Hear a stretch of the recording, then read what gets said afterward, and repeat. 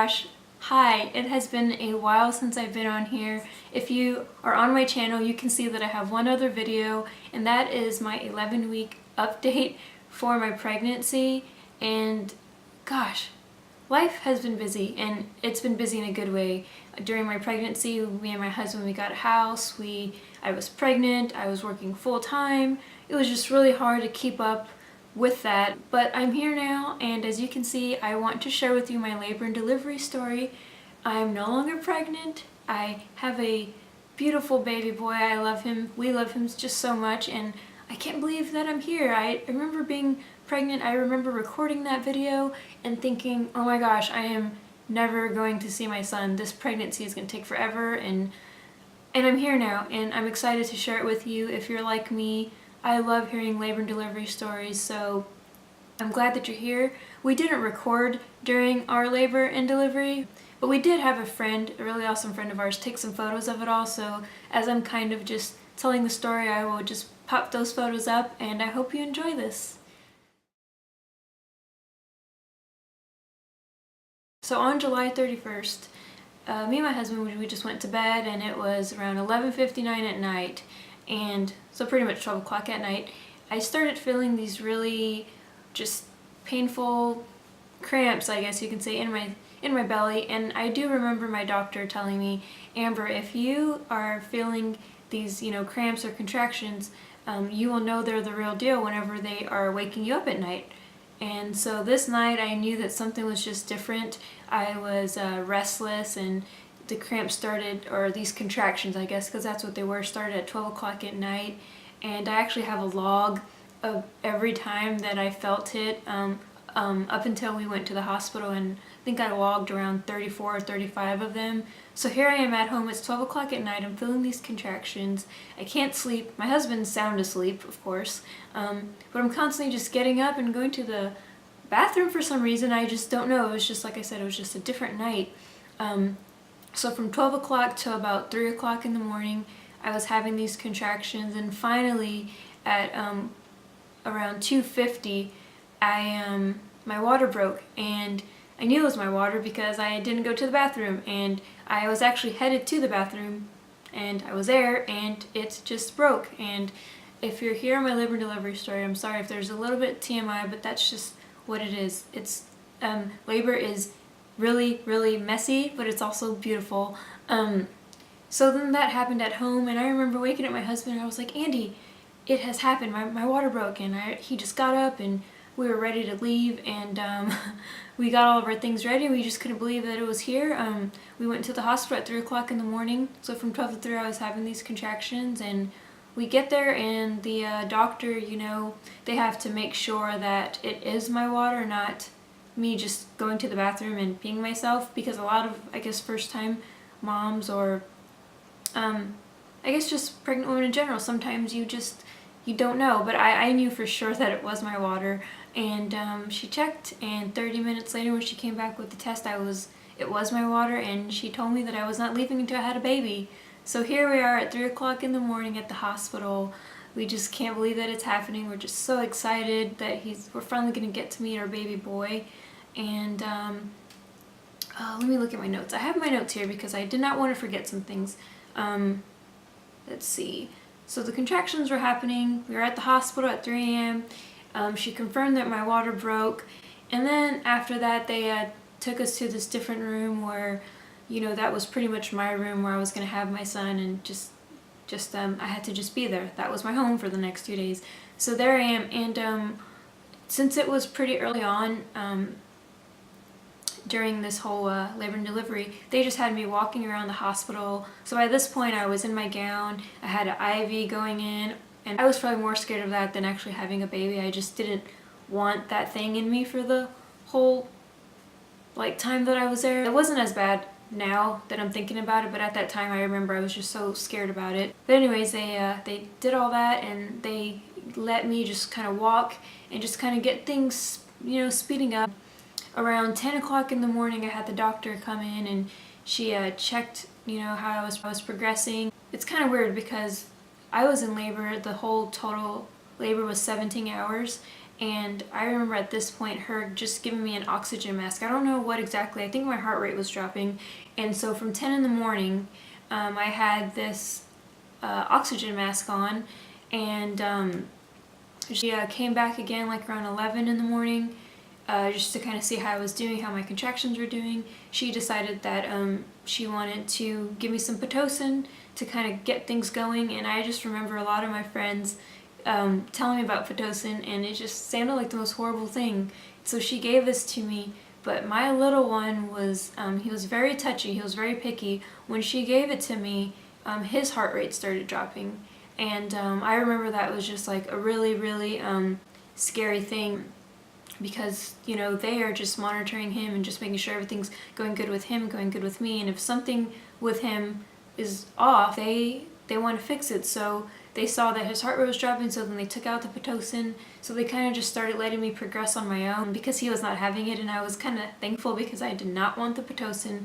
She checked me, I was at 3 centimeters. She took out the Pitocin. She came back a couple hours later and I still hadn't progressed any, but she couldn't give me anything because he wasn't having it. It wasn't safe. I don't remember every part of my pregnancy. It was just like a huge blur, but I do remember at one point just kind of getting scared. And I was there laying down on my bed and my nurse was like, Amber, you need to turn to your side. So I turned to my side, it was not working. And then she asked me to turn to the other side. That also wasn't working. So then I just remember a whole team of people. So here I am with the oxygen mask, you know, trying to get in these different positions to kind of get his heart rate just back to normal because it was just not doing good.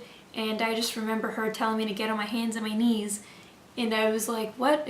Excuse me? She's like, get on your hands and your knees. And even though I was in labor for a while now, I still knew what was going on. I mean, I didn't have any drugs or anything on me at this point. So far it was just all natural. So I get on my hands and my knees, and I just remember seeing this whole team of people just swarming in. And at that point I remember tears just coming down my face because I was scared, because these people came in because my son's heart rate was dropping. And the only way, I guess, as soon as I went on my hands and my knees, they were so close to giving me a C-section because he wasn't doing well. And I mean, you're in labor and delivery, and I'm there because I'm gonna have a baby, and we want to make sure the baby's doing good. So there I am on my hands and my knees, and I just remember being in this position, looking at my husband, and I could just see him in the background, just kind of with his hands up on his face, and he was of course worried. And I just remember tears coming down my face, and I just wanted everything to be okay, because I think at this point I was in my hands and my knees for 3 hours, and I just remember when the 3rd hour came, I was just so tired, and I told them, you know, I said, I think I want that epidural, I need it. I can't do this anymore. I can't be in this position anymore. It's really tiring.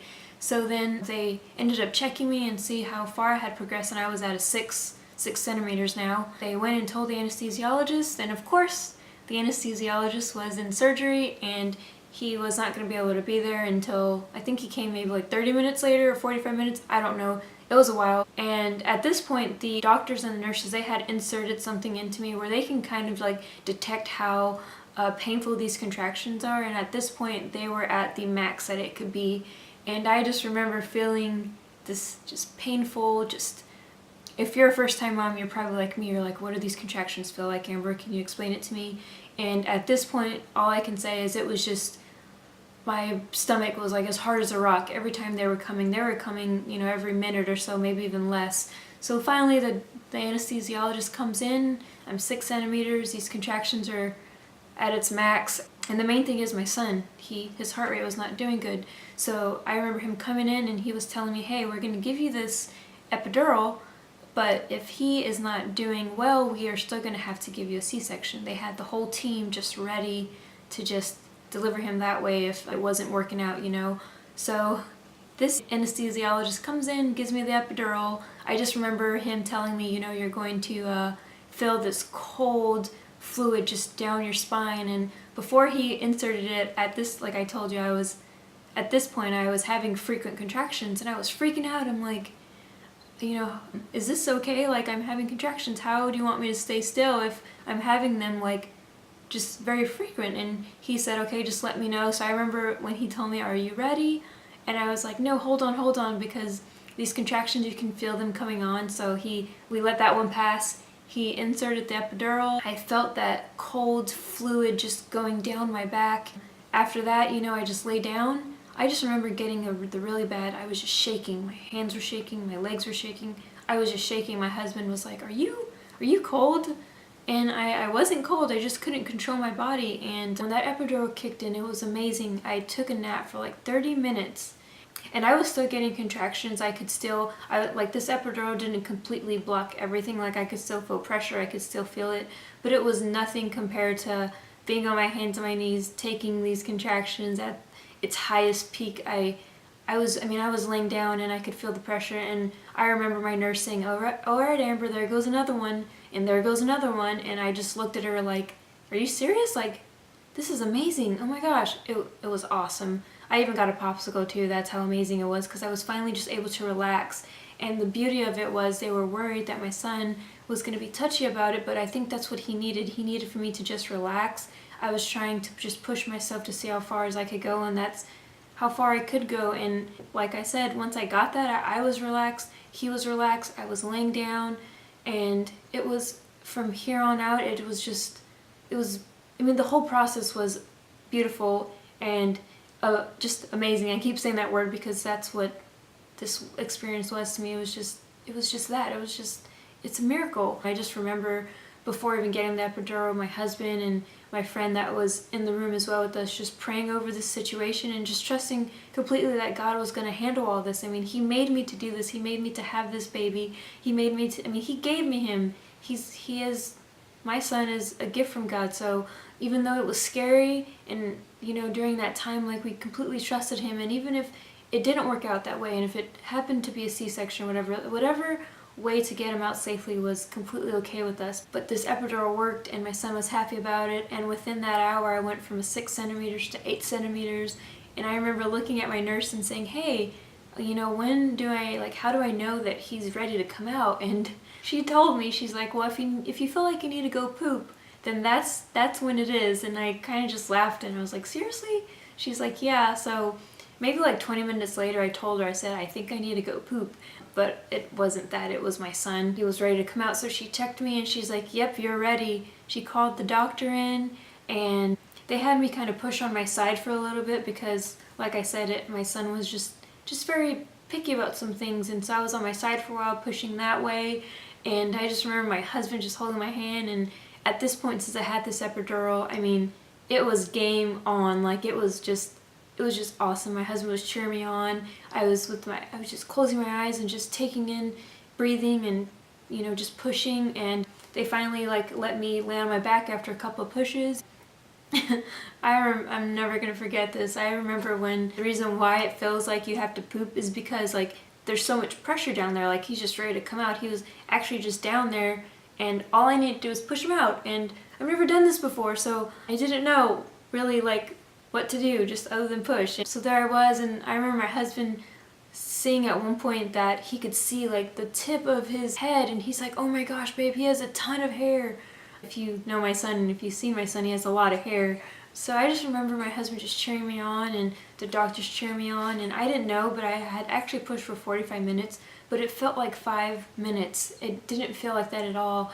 And gosh, it was so amazing. I wish I can go back to that day because pushing was it wasn't hard at all. I think it's because I obviously had the epidural. It was just a great experience. I pushed for 45 minutes, and finally, you know, when my son came out, my doctor just grabbed him and she gave him to me, and I just started crying because I was just so happy that all of this time, all of this long waiting, just all the experiences that my body was going through, and just the whole process of it all. I finally had him in my hands and I was holding him, and even though I was in labor for 17 hours, and even though we had some scares, he was here, he was healthy, he was perfect. And I don't know, it's something that I'm never gonna forget. And yeah, that's just kind of just our whole experience summed up into this little video for you guys. But I had him there, he was here, he was safe, I was safe, and he was born August 1st, 2015 at 4:55 p.m. He was weighing 7 pounds 6 ounces. He was 20 inches long, and his name is Asa Layne Rhea. He is so perfect, and yeah, guys, that's my labor and delivery story. My head and my mind is kind of just everywhere right now, so if there's something that I didn't share in this labor and delivery story, just feel free to comment, just feel free to ask me anything, because just being a first-time mother and not knowing what to expect, I know that I had so many questions, and I may not be able to answer every single one of them, but if I can help out in some way, that'll be awesome. And so yeah, I will end this video and I will insert some footage of my son that I recorded earlier. Thank you for tuning in. I will see you on the next video.